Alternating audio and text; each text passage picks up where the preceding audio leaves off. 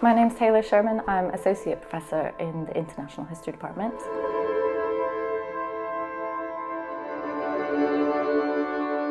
The idea behind the course is to look at India's transition to meaningful freedom after it formally achieved independence in 1947.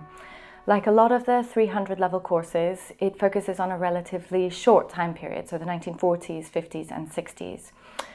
The plan is to examine India's struggles, its compromises, its debates and its occasional successes as it tried to do a number of things. They tried to draft a constitution and build a democracy.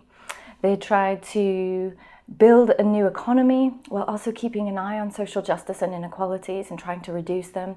And they tried to introduce sometimes radical social change while keeping a brand new nation together. They had to do all of that with almost no money and in a very difficult global environment. The idea is for students to look at these things using primary sources. So the main primary sources we use are things like government documents and letters between important people, but we also use some more interesting and novel primary sources. So we use poetry, protest songs, novels and films from the time in order for students to get a real feel about what was happening during this period.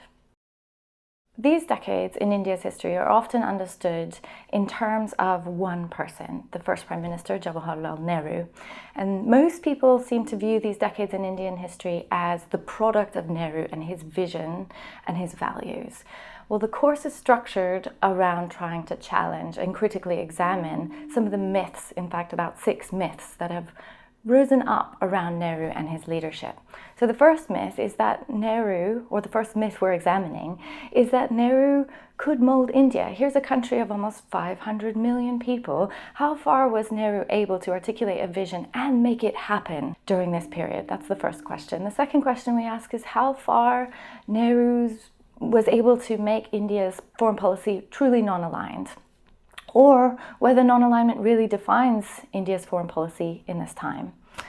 Third myth that we're examining is the question of whether or not and how far India was socialist. India had its own conception of socialism. We're going to look at how Indians defined socialism for themselves and then how successful they were in implementing that vision. The fourth myth is about the economy, and it's tied to the myth of socialism because many people assume that India had a very poor economy at this time because it was based on a socialist model.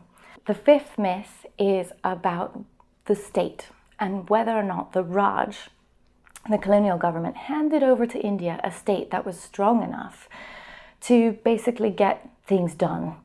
And we're going to look in granular detail at how Indians planned policy and tried to get them implemented, how policy was debated, reformed, revised, in order to understand the strength of the state in things from as varied as education policy to putting down separatist movements.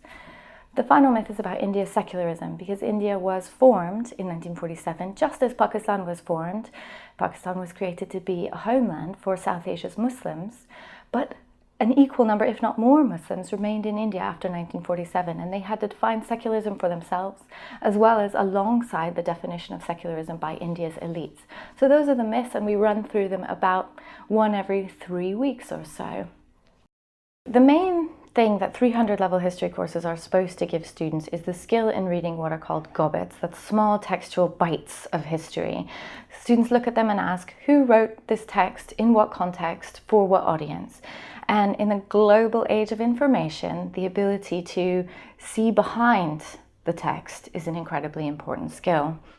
India has been transformed since the 1980s by huge social and economic changes, and many students want to understand where India is going. And in order to understand these changes that have occurred in the last 30 years and their limitations, I think it's important to take a historical perspective to understand where India was coming from in order to see where it might go. While most of the reading concerns India, students are going to be asked to think about how India's experience might be related to, compare or contrast with newly independent states in Asia and Africa more broadly. So students that are interested in international development and the complexities and the problems that a state faces in, say, setting up a medical system or reforming education, will find that there's a lot of comparative thinking to be done.